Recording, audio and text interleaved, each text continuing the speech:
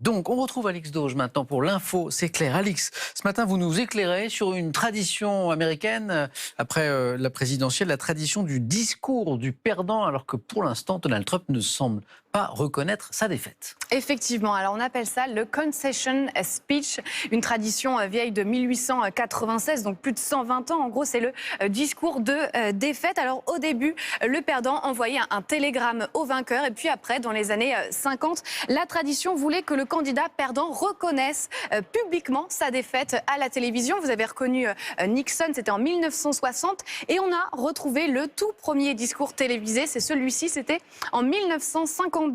Vous voyez donc ici Stevenson après sa défaite face à Eisenhower.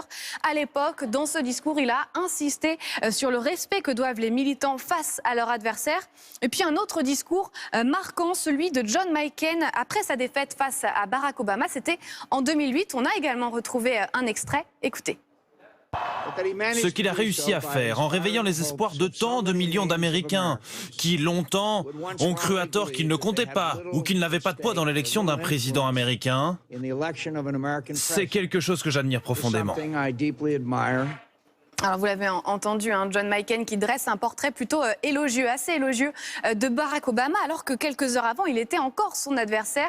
Et d'ailleurs, justement, la tradition veut que ce discours soit prononcé quelques heures après les résultats. Hillary Clinton, par exemple, avait prononcé ce discours le lendemain de sa défaite face à Donald Trump. C'était en 2016. Voici un extrait. La défaite est douloureuse, mais gardez à l'esprit qu'il faut se battre pour ce en quoi on croit, ça vaut le coup.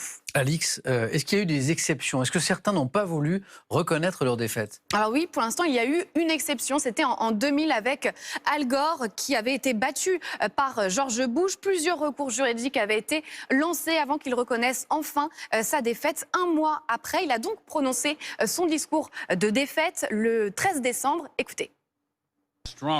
Bien que je sois profondément en désaccord avec la décision de la Cour suprême, je l'accepte. Ce soir, pour la sauvegarde de notre unité nationale et la force de notre démocratie, je concède la victoire.